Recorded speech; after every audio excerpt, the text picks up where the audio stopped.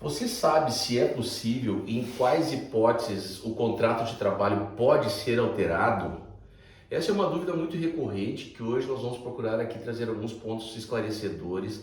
Afinal de contas, o contrato de trabalho é um contrato que é regido por lei especial, a nossa consolidação das leis trabalhistas, e dentro dessa normativa nós temos o princípio geral da inalterabilidade do contrato de trabalho.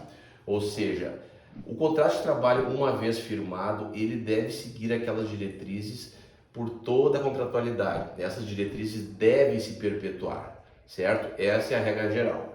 Porém, quando há mútuo consentimento entre as partes, certo? As partes, tanto o empregador quanto o empregado, podem livremente avançar, acordar alguma alteração do contrato, desde que essa alteração não traga nenhum prejuízo ao trabalhador.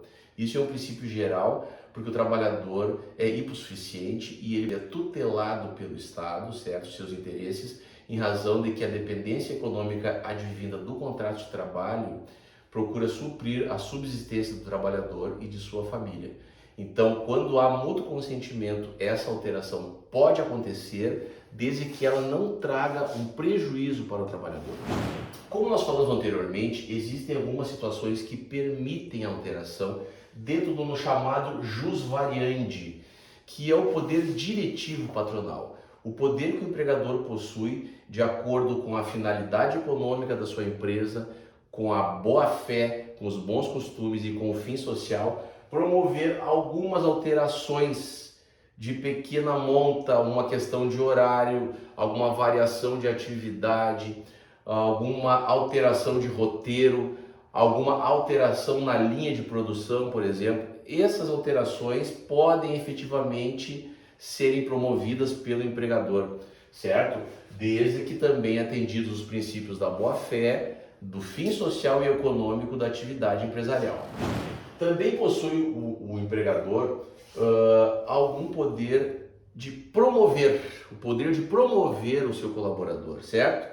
Esse poder de promoção, ele atende critérios subjetivos do empregador, certo?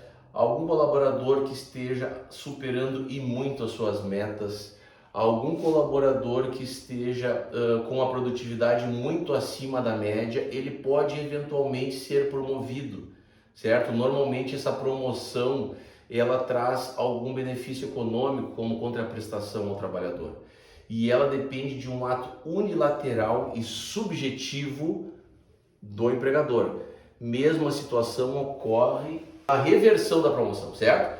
O patrão, ao sentir que o seu colaborador baixou novamente a produtividade, não está atingindo aquela causa que o fez ser promovido, pode fazer com que ele retorne ao seu status quo anterior e dando continuidade em relação de emprego.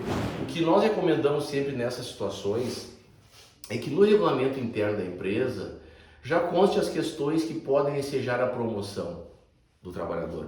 Porque o trabalhador daí vai ficar ciente de que se ele cumprir determinadas metas, atingir determinados objetivos, ter uma produtividade acima do limite X, ele vai automaticamente ser promovido. Isso evita um pensamento de favorecimento de um ou do outro, ou de perseguição da direção da empresa em relação ao outro.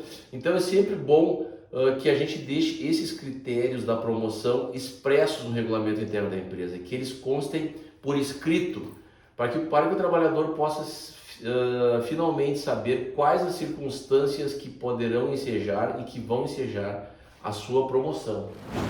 O rebaixamento, o rebaixamento, ele não é autorizado por lei, certo? E ele pode, por muitas vezes, e quase todas elas, ser motivo da rescisão do contrato de trabalho por justa causa patronal, certo? Então, a questão do rebaixamento como uma forma de penalidade não é permitida, certo? O rebaixamento não é uma situação prevista no artigo 282 da CLT, como nas questões de advertência, suspensão, certo? Então, o rebaixamento não pode ser utilizado como penalidade, certo? O rebaixamento, ele não é permitido pela legislação trabalhista em nenhuma hipótese, tá ok? Também temos aqui a questão da alteração do local de trabalho, que também suscita muitas dúvidas, Muitas vezes o trabalhador pode querer se negar a alterar o seu local de trabalho, certo? Porém, a legislação também permite, certo? Essa alteração, desde que ela não implique em alteração do domicílio do trabalhador, do colaborador, certo? Quando não demandar uma alteração do domicílio do colaborador, ela é perfeitamente possível, sendo que as despesas com esse deslocamento devem ser suportadas pela empresa, por óbvio, né? Então, algumas empresas possuem, por natureza, atividade empresarial que demandam alteração dos locais. Empresas que trabalham com estradas, empresas que trabalham em determinadas atividades que demandem temporárias em cada local. Então, nesses casos, pode haver sim alteração do local de trabalho, sem que isso demande alteração do domicílio do trabalhador e desde que a empresa pague as despesas com deslocamento. Nós temos também aqui a questão da remoção, que é quando essa alteração demanda a mudança de domicílio, certo? Nesse caso também é permitido, desde que a empresa suporte as despesas com a mudança de toda a parte imobiliária da família, né, dos seus dependentes. A empresa também precisa suportar essas despesas, certo? E justificar de uma forma legítima essa alteração para que o trabalhador possa continuar exercendo a sua atividade normalmente.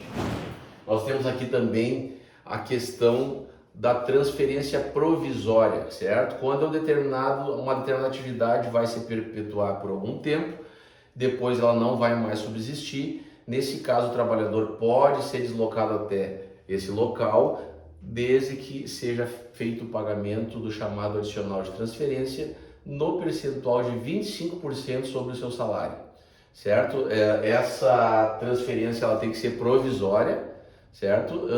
Uma vez que ela não demanda uma mudança de domicílio do trabalhador, e esse percentual, esse adicional, será pago enquanto a transferência se perpetuar. A partir do momento que ela não seja mais necessária, o trabalhador volta ao seu local normal de trabalho, originário, e deixa de receber esse adicional de transferência.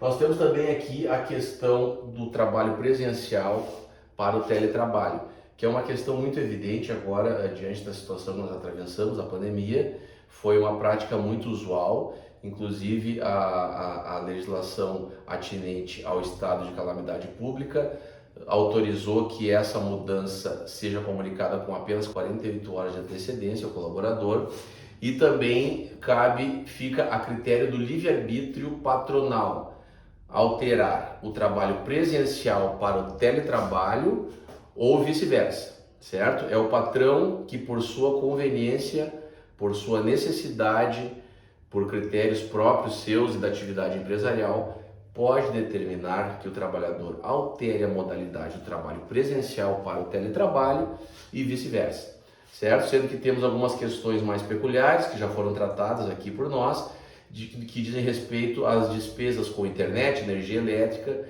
que normalmente demandam um instrumento por escrito, né, é o que nós recomendamos, que ali fique avançado quem vai suportar isso aí, sendo que via de regra é encargo do empregador, certo? Então, sempre que haja essa alteração, nós recomendamos uma comunicação por escrito, com ciência do trabalhador, e que seja feito um termo aditivo contratual, dando conta dessa alteração do trabalho presencial para o teletrabalho, ou então a via contrária, perfeito? Outra questão também que suscita muitas dúvidas é justamente a questão da redução salarial, certo? É permitido ou não é? Algumas situações o trabalhador pode ele próprio, por iniciativa sua, solicitar uma redução salarial em razão de que terá que um curso de pós-graduação, um curso de mestrado, um curso de aprimoramento técnico, uma outra situação excepcional que demande uma diminuição da sua carga horária, por exemplo, uma diminuição da sua produtividade. Ele pode livremente com o seu empregador ajustar essa redução salarial sem intervenção do sindicato profissional da sua categoria. Porém, quando essa redução tem que ser tomada por iniciativa do empregador, ela demanda sim a homologação da entidade através de acordo coletivo de trabalho ou convenção coletiva de trabalho, certo? Que que obrigatoriamente precisa homologar essa redução salarial, certo? Essa redução não pode ser inferior ao piso salarial regional, né, e do salário mínimo também, e tem que obrigatoriamente constar na norma coletiva, certo? E via de regra que ela seja por um período determinado, algum período de crise financeira, alguma coisa que se justifique e que legitime essa redução por um período determinado. Certo? Por fim, vamos tratar aqui dos nossos tão conhecidos adicionais, adicional noturno, adicional de insalubridade e adicional de periculosidade, que devem, em todos os casos, serem implementados na remuneração do trabalhador, nas situações em que ele desempenha atividades em horário noturno, em condições perigosas ou insalubres.